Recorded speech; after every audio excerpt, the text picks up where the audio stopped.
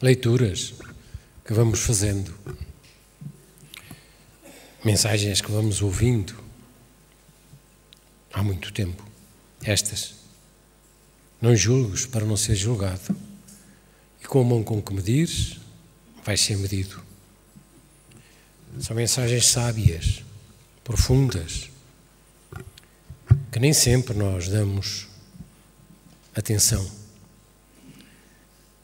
Basta olharmos um pouco para aquilo que é a vida hoje, a vida que as televisões nos trazem, que as notícias nos colocam nos jornais televisivos, e vemos à nossa volta uma onda terrível de mortalidade carnificina. Às vezes custa-nos ver e ouvir como é que é possível a guerra e os homens da guerra orientarem as suas armas para aqueles que estão indefesos. Às vezes é muito difícil vermos isso. E lá vemos depois as justificações daqueles que têm a pistola, que dão o tiro e que matam. Estou-me a defender, estou a fazer isto para me defender. Homens e mulheres que desencarnam, que partem para o outro lado, que nos fazem chorar intimamente pelo sofrimento que não passarão. Pelos corredores de hospitais, pelos corredores das ruas, onde não sabem nem podem esconder-se da metralha que a cada instante lhes cai sobre as cabeças. E vemos aquelas crianças com olhos de pavor, não entendendo as razões porque é que essas coisas acontecem. Mesmo para muitos de nós, que nos choca todo esse ambiente, e conhecendo, como vamos conhecendo, as leis que emanam do Criador, que Jesus tão sabiamente nos lembrou e nos trouxe, mesmo para nós, às vezes não é fácil. Às vezes custa-nos olhar e ver aquilo. São os nossos tempos, o século XXI, o século em que todos esperavam que as coisas pudessem ser diferentes. Vão ser diferentes lá para a frente, sim. Mas tudo tem que se cumprir como está escrito. Tudo tem que passar aquilo que são as determinações que o alto coloca no nosso caminho. Os escândalos, diz o Cristo, são necessários. Mas ai daquele por quem vier o escândalo. Claro que perguntamos-nos, e quando nos injuriam, quando nos caluniam, quando nos roubam, quando nos batem, quando, o que é que nós devemos fazer? Continuamos lendo e ouvindo as leis e continuamos sem as querer perceber. Jesus, ao ajudar aqueles que passaram pelas suas mãos, dizia-lhes sempre: vai e não tornes a pecar. Isto é, não tornes a repetir o erro que te causou esse problema que agora foste aliviado ou curado. Mas nós continuamos sem entender este tipo de frase simples, objetiva e dirigida a todos nós. E continuamos a fazer aquilo que não gostaríamos que nos fizessem. Por isso esta mortalidade toda, esta sociedade revoltada que vemos, que não traz exemplos para ninguém. Por isso temos que ser fortes, todos nós, sim. Aqueles que vamos compreendendo, entendendo, percebendo um pouco mais as realidades das leis, aquilo que elas querem dizer, Porque elas foram trazidas, 2000 e tal anos lá passaram. A doutrina foi aquela que Jesus trouxe. Mas os homens têm entendido a doutrina a seu bel prazer. Há N religiões cristãs. Não é mau que hajam religiões para divulgar a doutrina, divulgar a verdade, não é mau. Agora, o que tem aqui é divulgar concretamente, realmente. Sem esquecer pormenores, são importantíssimos para entendermos a lei. De facto, perguntar-nos-emos, aquele que faz mal, aquele que mata, aquele que viola, aquele que rouba, aquele que maltrata, aquele que injuria, não deve ser ele ter que pagar pelo que faz? Perguntamos-nos. Sim, é exatamente isso que a lei diz. Não julgues para não ser julgado. Não meças para não ser medido.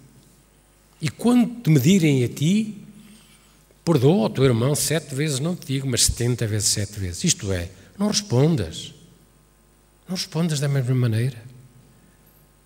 Porque vais receber de troca aquilo que estás a querer fazer. Que te interessa responder da mesma forma. Queres ser igual a esse que é mau? Queres ser igual a ele? Então não respondas. É o que o Cristo nos disse. É o que o Cristo nos pede. É essa a mensagem que temos que ir interiorizando. E quando olharmos para esse espetáculo terrível das televisões, das guerras, dos atentados, dessas pessoas que partem de avião e que acabam por cair, morrendo despedaçadas, muitas delas nem se apercebendo porquê. Às vezes pergunta-se assim, onde é que está Deus? Onde é que está Deus? Como é que Deus pode existir e permitir que uma coisa destas aconteça? São perguntas lógicas, mas que têm um resultado, que têm de certeza uma razão para existir. Os espíritos contam-nos as histórias do além, relacionadas com a nossa vivência no corpo, desde longas eras. Nós continuamos a querer ouvir tudo aquilo que sejam esclarecimentos, ajudas que eles nos possam trazer para que possamos aprender mais e melhor. Nós vamos ler aqui uma pequena passagem de uma história real, contada pelos espíritos, por um espírito, recolhida no lado lá. Nós vamos detalhar como e porquê. O espírito que comunicou esta mensagem era um repórter na Terra, era um jornalista. Morreu do lado lá com um espírito, quando lhe foi oportuno começar o seu trabalho, começou da mesma maneira do lado lá, fazendo reportagens. E aproveitou-se desse contacto, dessas histórias reais que ia recolhendo num lado e no outro, para as transmitir para a Terra. Conseguiu-os através desse grande médio, que foi Francisco Cândido Xavier. Nós vamos ler-vos uma pequenina história real que ele conta. E nós vamos perceber que esta história, embora seja uma história do princípio da nossa história atual, porque é do ano 177 da nossa era, vamos ver como ela tem tanta realidade ainda hoje. Diz assim essa história. Já a temos lido, mas vamos repeti-la, embora sintetizando aquilo que é o esclarecimento que ela nos traz. Tragédia no circo. É uma história contada pelo espírito Irmão X, que era Humberto de Campos.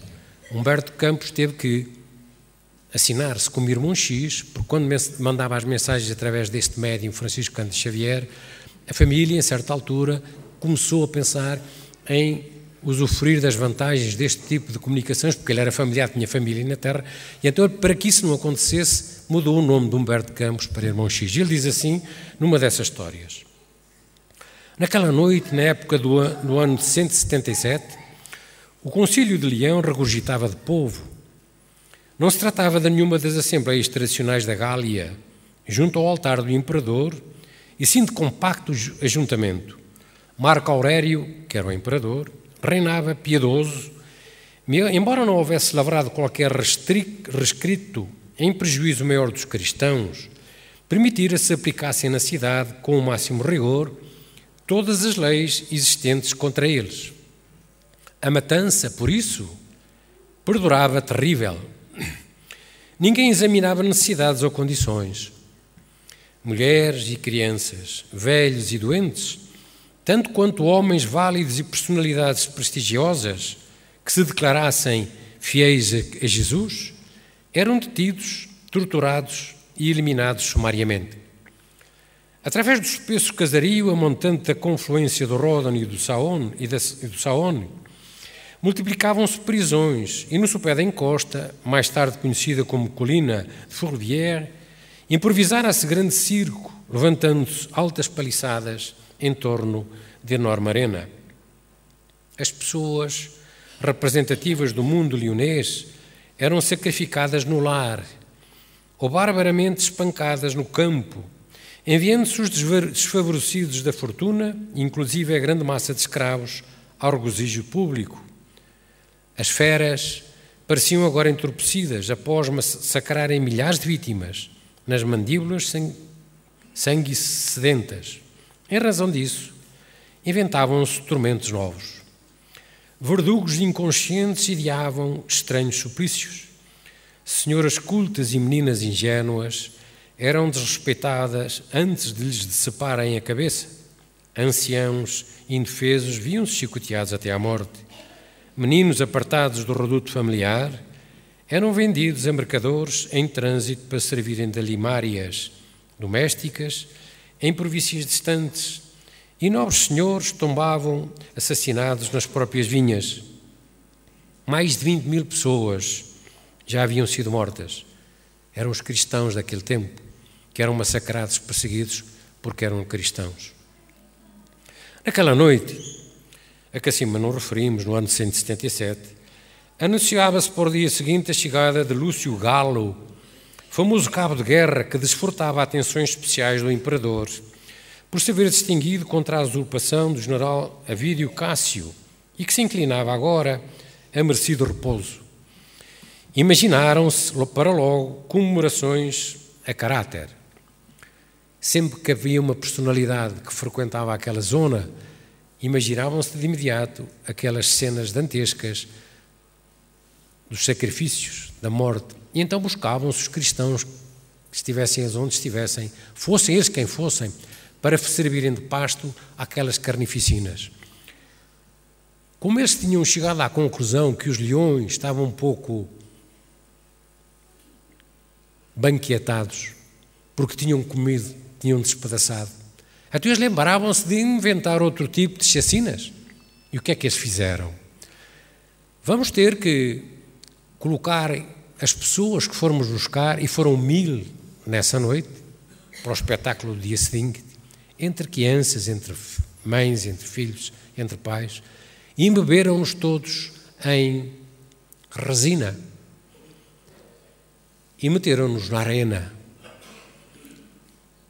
Quando lhes colocaram na arena, havia archotes à volta do recinto da arena e havia cavalos que já não interessavam para aquilo que eram os seus habituais trabalhos, e acendendo os archotes laterais, os cavalos se espantariam e as pessoas que estavam na arena levariam certamente muitos dos cavalos incendiados por cima, esmagando-os, incendiando-os e morrendo dessa forma.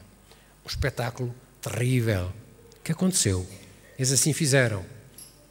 Muitos desses que lá foram e lá ficaram, se não a maioria, a grande maioria.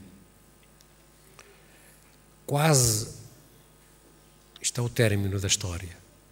Quase 18 séculos passaram sobre o tenebroso acontecimento no ano de 1177.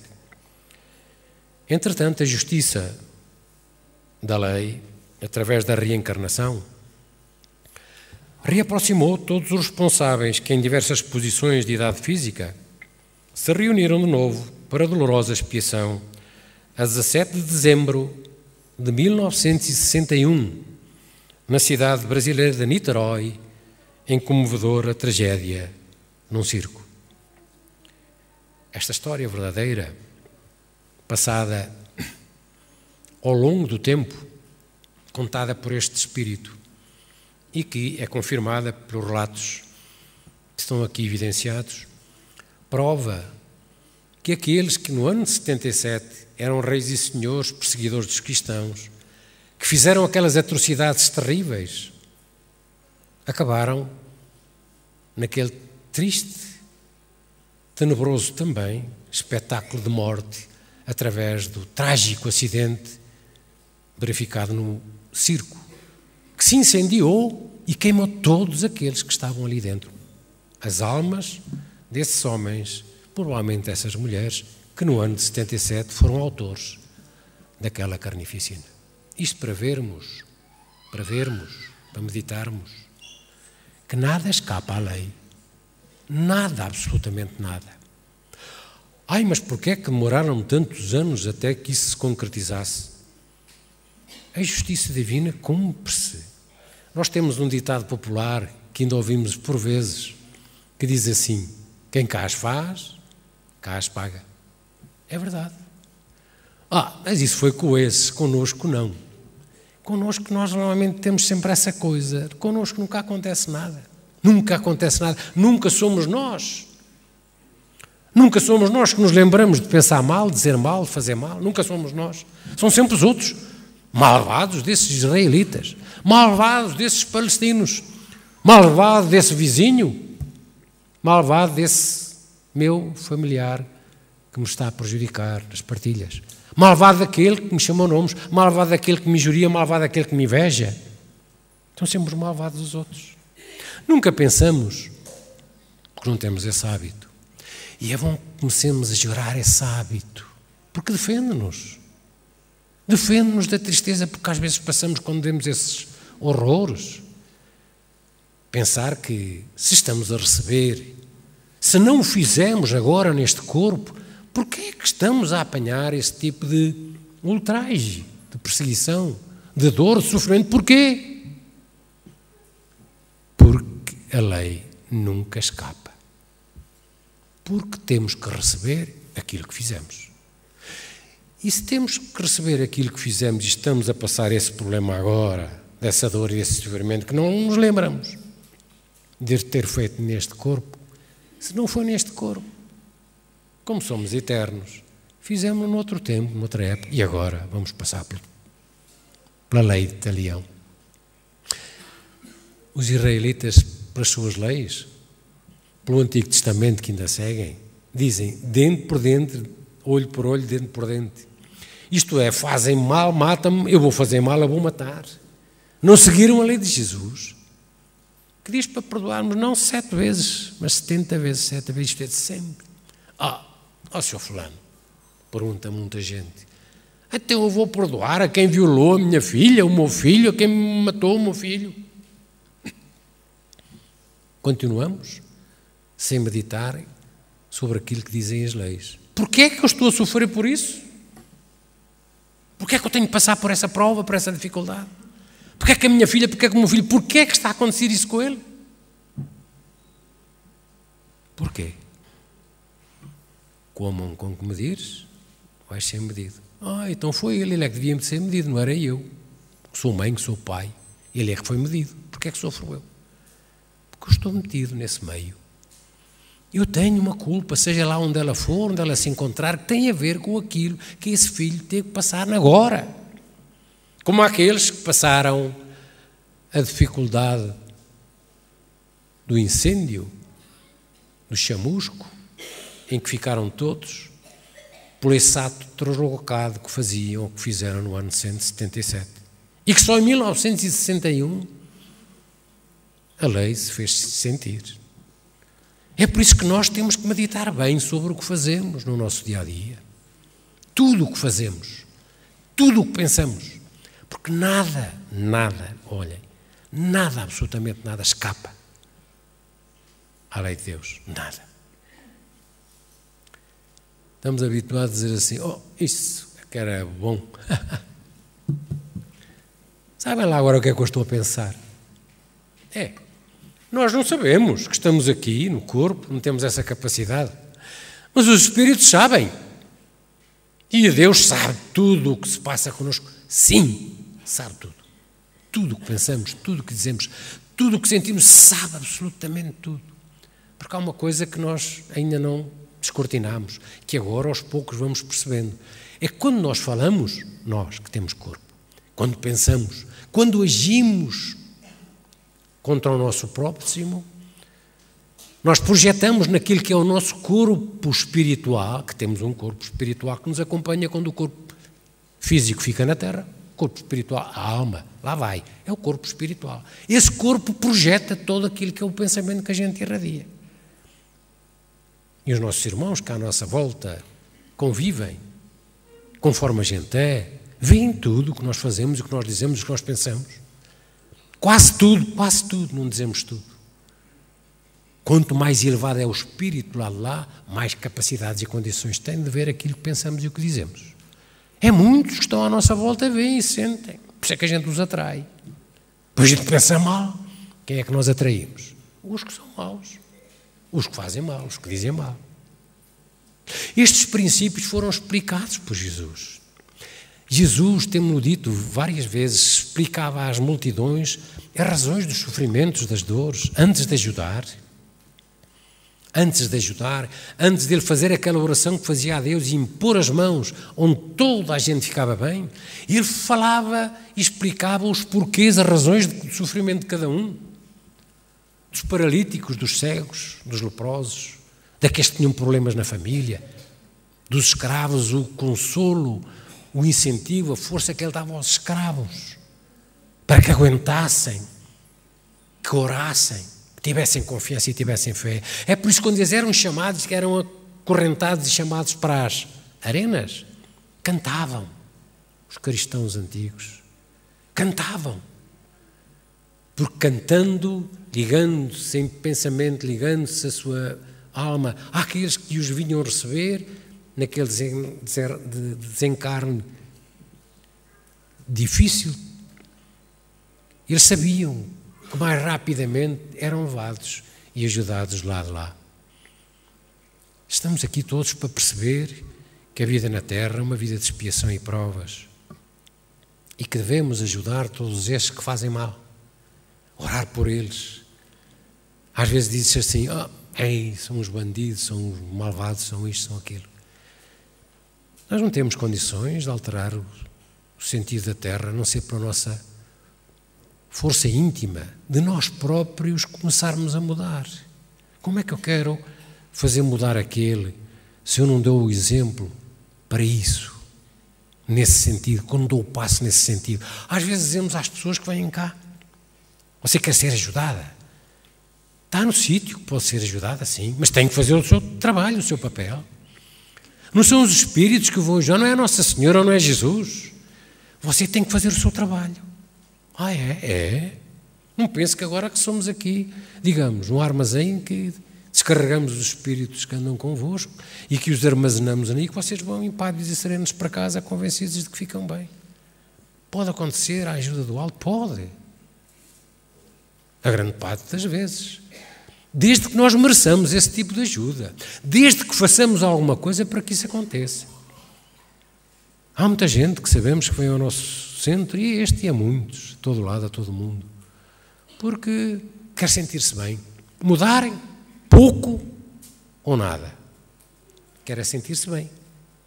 Quer é que se terem lá os espíritos, na sala dos espíritos. Querem que eles sejam levados. Não se apercebendo de que somos nós que os atraímos. Esses irmãos que são irmãos nossos, sem corpo, estão connosco, às vezes por razões perfeitamente lógicas e válidas. Fomos nós que os prejudicamos. Não somos nós que temos essa tendência de fazer logo mal a quem nos faz mal. É isso que eles fazem. Nós também lhes fizemos mal a eles. Vamos orar por eles. Orai e vigiai, disse o Cristo. Orai e vigiai. Orar é orar por eles, explicar-lhes através dessa nossa força interior de os queremos ajudar. É uma forma de lhes pedirmos desculpa, de lhes pedirmos perdão daquilo que fizemos e não sabemos o que é. Por isso é que eles nos perseguem. Podemos ajudar se podemos, dessa forma. E não é necessário virem aqui permanentemente ao centro. Porque às vezes temos essa ideia incorreta. Lá vamos sinto melhor. Eu estou melhorzinho. Então para casa que torno a fazer pecados, que é o que fazem a maior parte daqueles que são cristãos da igreja dominante, não é? Porque confessam-se, comungam e já estão libertos dos pecados todos. Segunda até sexta-feira voltam a fazer outra vez pecados. Porque sábado ou domingo voltam-se a confessar e a comungar e a libertar-se de novo. Não é assim. Espiritualmente falando, não é assim. Vai e não tornes a pecar. Foi o que Jesus disse. Não tornes a pecar. Não tornemos a pecar, a dizer erros, a fazer erros. A ter pensamentos errados, incorretos, infelizes. É difícil. Não é fácil. Estamos neste mundo de tentações. Temos uma família que não é fácil. Temos filhos que não são fáceis. Temos pais que não são fáceis. Avós que não são fáceis. Netos que não são fáceis. Mas porquê é que estamos juntos? Pois Deus devia nos colocar em ambientes em que nós pudéssemos todos dar bem. É logo o nosso raciocínio. Normal, mas ilógico. Porquê é que estaremos nesse ambiente, com essa família problemática, com esse filho, com essa filha, com esse pai, com esse avô, com esse neto? Porquê? É essa a vontade de Deus. Ou então Deus não é bom? É porque quer que nós nos possamos juntar na família, que sejamos capazes de nos amarmos, de nos desculparmos. Por isso é que vimos como filhos, como pais, dessa forma, nesse amor abrangente, filial, fraternal, paternal, da voz de pai, etc. Esse amor completo que nós vamos vivendo na família. Para aprendermos a desculpar-nos. É uma maneira que Deus nos permite, através do núcleo familiar, de nos podermos reconciliar com todos aqueles que são problemas na família. Isso diz o Senhor, se lá tivesse um como lá tenho em casa. Sejam eles quem forem. Sejam quem for. Não estão no nosso caminho por acaso, não. Estão no nosso caminho para nós podermos ajudar. Às vezes são os pais que têm que ajudar os filhos. Outras vezes são os filhos que vêm ajudar os pais, sim. Porque os espíritos, não é a idade agora no corpo que determina a sua altitude espiritual ou moral, não. A altitude espiritual ou moral vem de trás. Por isso trazemos filhos que vêm connosco, nascer naquele ambiente, para trazer os pais à verdade. Quantos pais têm vindo à casa espírita porque os filhos, às vezes, têm coisitas que parecem tão esquisitas e tão estranhas e que andam por um lado e por outro, por um lado e por outro, por um lado e por outro e não conseguem encontrar. E depois vêm aqui e ficam melhor. E quando deixam de cá vir muito tempo, os filhos voltam a entrar naquele tipo de descontrole, de desarmonia. E lá tem o pai que... Às vezes são formas que a divindade coloca na família para que os pais acordem. Às vezes são os maridos que não deixam que as mulheres venham. Não querem. Nem convidados para vir cá. Mas também há mulheres que não querem que os maridos venham cá. Não é só as mulheres que não são só os maridos, também as mulheres também fazem isso. É bom que cá viessem todos, sim, ouvir. O que é que nós aqui dizemos de diferente, de mal, que não seja de útil para nós podermos, pelo menos, meditar sobre isto? Perceber porque é que as coisas acontecem. Perceber que não há acaso na vida. Que o que está a acontecer àqueles que estão a passar por problemas difíceis, nas guerras, nos atentados bombistas, naquela queda de avião. Porquê é que morreram aqueles 298 pessoas? Todas juntas, crianças inclusive, espíritos que estavam ali, naqueles corpos. Porquê? Esta história da tragédia do circo pode ser uma forma de nós imaginarmos. O que é que não terão feito e não se terão junto aquelas pessoas naquele avião para que aquilo não tivesse que acontecer? O que é que não terão feito? Estiveram no tempo dos cristãos, podem não ser os cristãos, podem não ter estado nesse tempo. Mas algo existiu lá atrás, que eles tiveram agora que se juntar para ficar daquela maneira. Mas o que nós sabemos, é horrível terem morrido. O corpo. Estão vivos. A sofrer, sim. Muitos deles, certamente. Contam. De vez em quando, às vezes, os espíritos vêm-nos aqui alertar para situações que ocorrem nestes desastres coletivos. E não há muitos anos, houve aqui um desastre muito grande na zona da Régua. Não sei se se lembram quando aquele caminhão caiu, a ponte desabou. E houve espíritos que apareceram aqui, num trabalho, sofrendo, chamando, abraçados, pedindo ajuda, pedindo socorro. O que é que não acontecerá a um desastre coletivo? O que aconteceu no avião, provavelmente eles nem deram conta daquilo que aconteceu. Mas num caminhão que cai sobre o rio, antes de afundar, toda aquela gente que é arrastada e que vai dentro do caminhão está-se a perceber do que vai acontecer. Claro que tem que se agarrar uns aos outros, aos familiares, aos amigos, a quem está perto. Foi aqui sim que eles desencarnaram. Foi com o corpo. E eles continuaram agarrados, a pedir ajuda, a pedir socorro. Foram socorridos aqui. Alguns deles, não sabemos quantos. Porque nem todos são ajudados no mesmo instante. Nem todos. Tudo depende daquilo que é o merecimento de cada espírito, daquilo que é o trajeto que anda a calcorrear hoje no corpo. E se tivermos que passar por um problema desse, qualquer um de nós, podemos não sofrer as mesmas coisas que aquele que é nosso irmão, até nosso irmão gêmeo tenha que passar. Ai, a gente morremos os dois, tivemos que nos agarrar, somos irmãos gêmeos, vamos ser salvos da mesma maneira. Podemos não ser. Podemos não ser. Mas é bom que a gente vá percebendo que a morte não existe. É uma grande satisfação para aqueles que acreditam que assim é. Por isso Jesus, no seu sábio esclarecimento, disse àquele seu discípulo que não acreditava que ele tivesse ressuscitado: Tomé, vem cá, toca aqui nas minhas chagas, toca, vês, sou eu. Olha, Tomé, eu te digo, bem-aventurados aqueles que acreditam sem ver. É para que nós também acreditemos, não é preciso vermos para acreditar que as realidades da vida são estas, que as leis superiores estão aí, sobre toda a humanidade. Não é só sobre os católicos, sobre os cristãos, nada disso. Todos. Todas as religiões estão sujeitas às mesmas leis que Deus colocou. Deus que é Pai, Jesus que é Filho. Jesus trouxe a lei, esclareceu, apareceu no seio dos palestinos, dos israelitas. Houve muitos israelitas que seguiram a lei de Moisés, lá continuam a segui-la. Que sigam, não é?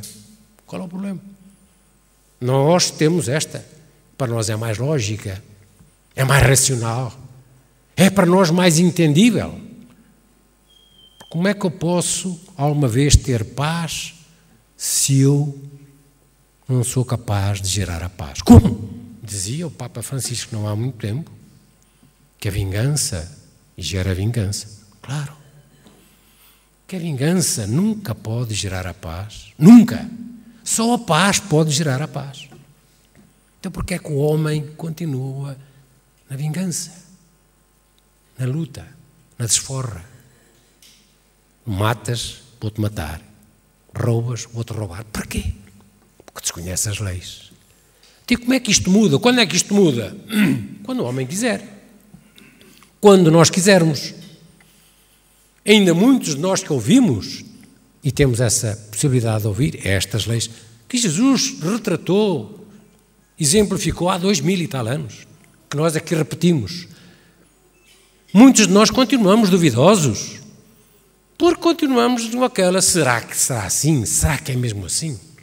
Será que essas coisas são mesmo assim? Somos todos inteligentes.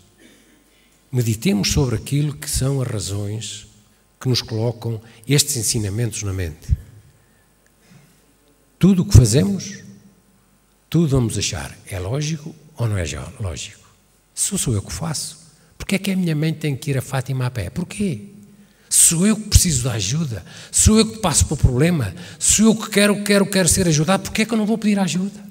Porque, mas a minha mãe também pode fazer bem esse trajeto, pode fazer bem esse pedido, pode, deve.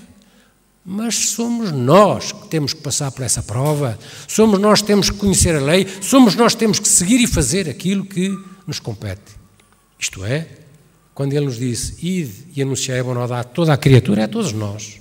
Não é só os nossos pais que oram por nós, porque nós não queremos ligar nada a isso, porque nem pedimos para vir à terra. Muitos jovens pensam assim, até o dizem.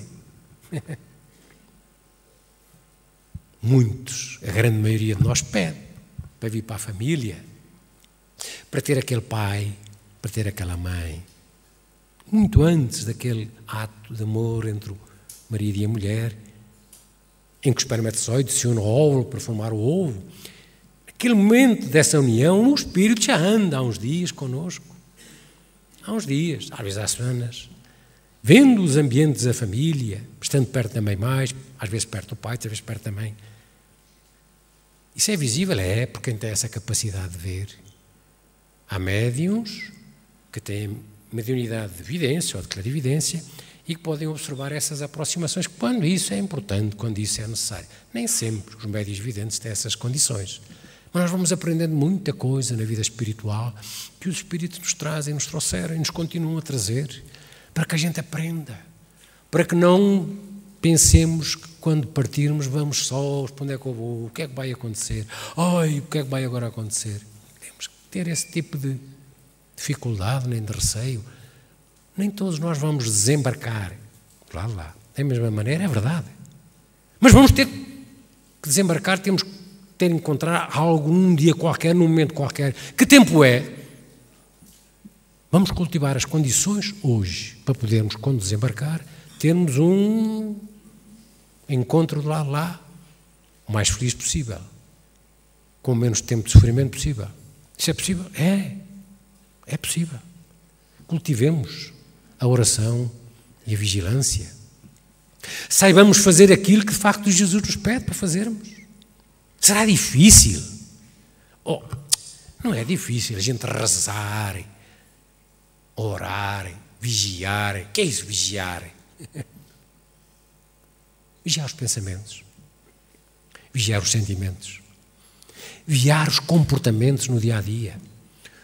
Mas eu tenho lá coisas que o senhor só queria que o senhor visse lá no meu trabalho, os companheiros do meu trabalho, sabe lá o que é que eles são para mim.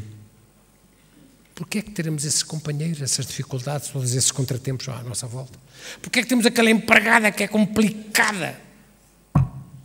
Porquê? Temos que aceitar como ela é.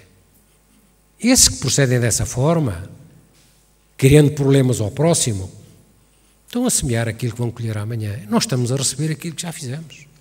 É este raciocínio permanente e normal que podemos ter, para que possamos ter uma vivência de equilíbrio, de serenidade, de paz, de calma. Sem as dificuldades que vemos por esse mundo, esses constrangimentos, esses ambientes terríveis que se desenvolvem com esse ato impensável de colocar aquele avião na terra, com aquela mortandade toda, quase 300 pessoas. Os ambientes que se geram à volta daquilo são ambientes provavelmente semelhantes ou parecidos com aqueles que alguns ainda contam do tempo da guerra.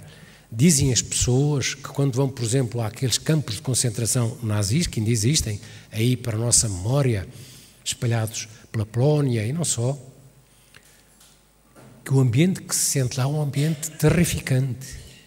Não está lá ninguém, estão lá as paredes. Será que não está lá ninguém? Estão lá muitas almas que foram trucidadas naquele tempo ainda. Sim, ainda. Ainda não chegou o momento de serem ajudadas. Por isso é que as pessoas sensíveis com esses ambientes, esses locais, em visita, sentem aqueles lugares sombrios, presença dessas almas, sofrendo aquilo que foram os padecimentos da altura. Muitos deles os algozes, outras as vítimas também tinham que passar por isso. Então é bom que a gente saiba, pelo menos nas nossas casas, criar esse ambiente de fraternidade, de paz, de equilíbrio. Porque às vezes lá fora não é possível, porque temos de estar dependentes de outros. Mas na nossa casa, a casa depende de nós. Porquê que eu hei de criar um ambiente diferente e mau, ou inferior na minha casa? Porquê? Porquê é que hei de criar? Então é verdade.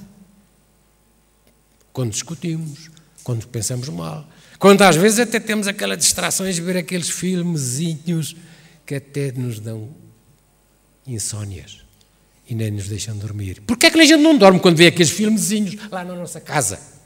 No sofá, todos aquecidos. Porquê? Porque quando estamos a ver o filme, estamos a atrair, estamos a captar, estamos a atrair. Tudo aquilo tem a ver com o filme. E aqueles que são nossos perseguidores, nossos amigos, etc, etc, etc, às vezes menos amigos do que aquilo que julgamos, aproximam-se de nós, porque sabem que a gente precisa dormir até certa hora. E depois vamos para a cama, despertina, não durmo. Ou, quando durmo, acordo sobressaltado por aquilo que eram situações ligadas ao filme. E quem é que ligou o botãozinho da televisão para ter aquele filme? Não foram os espíritos. Ou por outra, foram os espíritos. Quem? Nós. Então não liguemos. Se somos pessoas sensíveis a determinadas situações que ocorrem, desviemos a comprimento de onda daquilo que está a passar. Por outro lado, ouçamos música nobre, música boa. Não, eu gosto daquela música, pipim, perim. Pronto. Cada um escolhe o seu caminho. Sr. Fulano, então não me quer dizer que uma cigarrada, um copito e tal. Cada um escolhe o seu caminho. Então, mas fumar faz mal? O homem diz que sim, até o tabaco propriamente não fala e também diz. Até o copito faz mal. Será que fará bem? É quê? Então não será melhor a água? Mas é muito difícil eu tirar este víciozito. É só um copito, 2 copitos. Não é vício? Não. Quem bebe um garrafão é mais viciado. Mas 2 copitos não é vício, sabe? Não é vício. Até porque é que não deixa de tomar os 2 copitos todos os dias ao seu almoço? Porque não sou capaz. Então é viciado. E não é pouco. Porque não é capaz de perder aquele vício. Mas é muito mau. Não é mau. Mas é só um exemplo que nós temos na nossa mão, na nossa capacidade de agir, os mecanismos para poder resolver o problema. Quando falamos no copito, no cigarrito, falamos nas outras coisas, são tão importantes ou piores, que às vezes não damos importância. A linguita. Tic, tic, tic, tic, tic, tic, tic. Às vezes não damos importância a isso. É isso. O que é que foi? O que é que aconteceu? Pois ele é um malvado.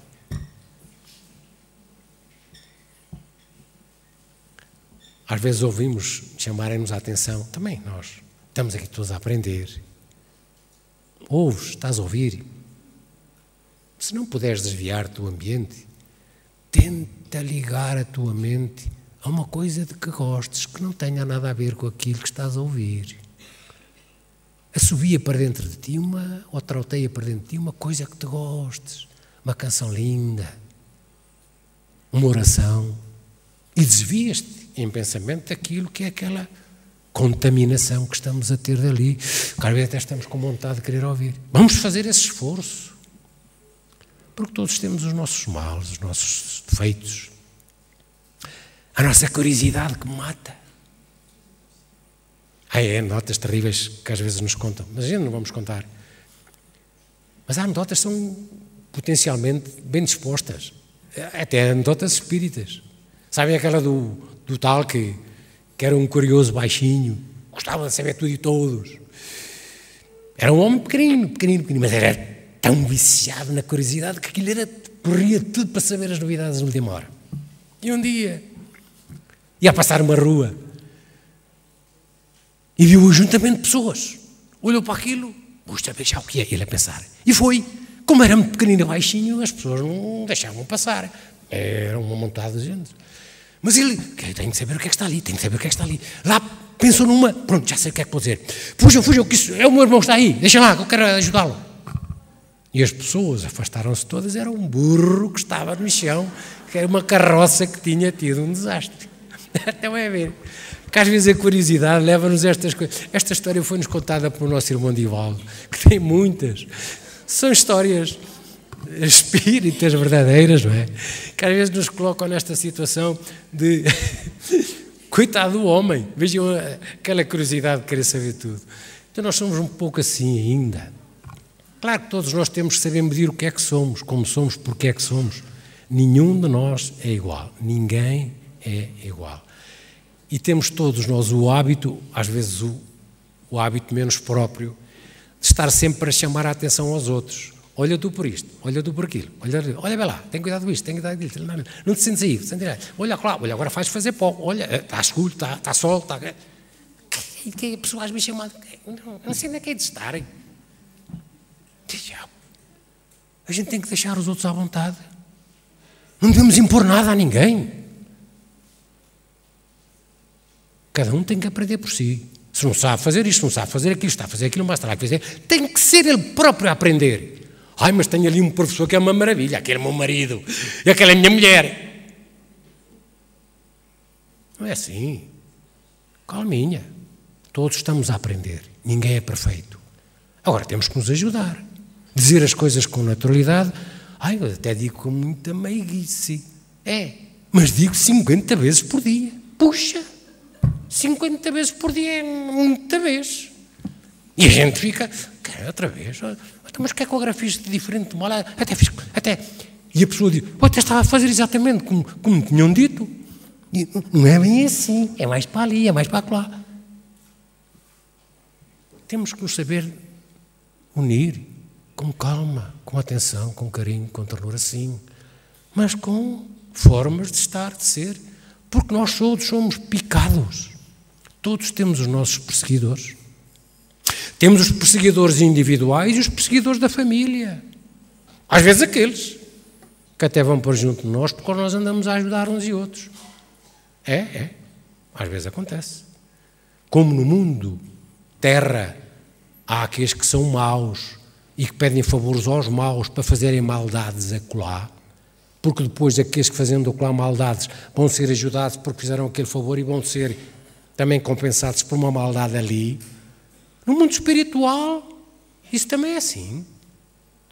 Os espíritos que são maus na terra, que atuam dessa forma, são exatamente do lado de lá, a fazer esses pequenos convites à nossa invigilância. Ai, mas nós estamos até muito atrasados. Já estivemos pior. Já estivemos muito pior. Oi, mas isso não é bem assim, porque o mundo a gente vê o que vê. Claro que temos que orar. Temos que fazer dentro da nossa casa, dentro do nosso ser que somos, porque somos um ser em potência. Fazer aquilo que é de melhor para nós, porque fazendo para nós estamos a fazer para o próximo que é, ou o próximo que está mais perto, família. E a família está a fazer para a sociedade, para a aldeia, para a sociedade e assim por diante. É dessa forma que nós nos multiplicamos. Isso ainda vai demorar tempo. Porque é que não começamos nós a fazer isso? É difícil? Não é fácil. Mas olhem, é possível. É possível. Experimentemos. Experimentemos orar todos os dias um bocadinho. Manhã, agradecendo a noite, a paz da noite, pedindo proteção para o dia. E depois à noite, antes de começarmos a dormir, ou lendo qualquer coisa de útil, de nobre, fazendo uma oração de agradecimento pelo dia que temos, que tivemos, pela família que temos, pelo pão que temos, pela saúde que temos. Mas a minha saúde é muito má, é muito periclitante. Há quem esteja sempre pior. Pela alimentação que temos, pela roupa que temos, pelo telhado que nos abriga das intempéries, das dificuldades. Porque há tanta gente a morrer na rua. Há tanta gente a morrer por aí, debaixo dos escombros das casas que caem sobre eles. Lembremos-nos desses. Oremos por eles. Porque estando a orar por eles, estamos-nos a beneficiar a nós também. São reflexões que normalmente pedimos às pessoas para terem no seu dia-a-dia, porque é com estas reflexões que vamos calmamente, gradativamente, mudando aquilo que é o nosso ser. Somos o que somos. Temos as virtudes, temos as coisas menos boas, que são. As menos boas é aquelas que temos que nos preocupar, olhar para elas. O que é que eu tenho que fazer para que estas coisas possam ser melhores amanhã? O que é que eu posso fazer para corrigir aquilo que ainda está tão imperfeito? E eu é que tenho que saber dar resposta àquilo que é a minha imperfeição. Não são os outros, sou eu. É possível? Olhando sempre para a doutrina de Jesus, fazendo sempre aquilo que gostaríamos que nos fizessem. amando a Deus, que é Espírito, e amando o próximo como a nós mesmos. Que a paz do Senhor continue connosco.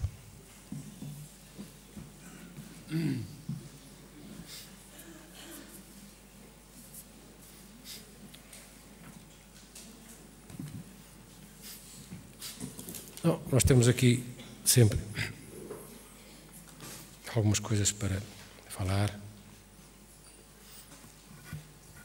O nosso Departamento de Assistência Social, o nosso Departamento de Assistência ao Próximo, por vezes esgota aquilo que são as necessidades básicas das pessoas que ajudamos, que atendemos. Se pudermos, nas nossas compras, juntarem 1 litro de azeite, aquele 1 litro de feijão, o outro 1 litro de cereais, o outro cevada, o outro de chocolate e outro de leite, pelo menos grão a grão, teremos possibilidades de ajudar mais aqueles que mais precisam. É um apelo também que fazemos. Obrigado.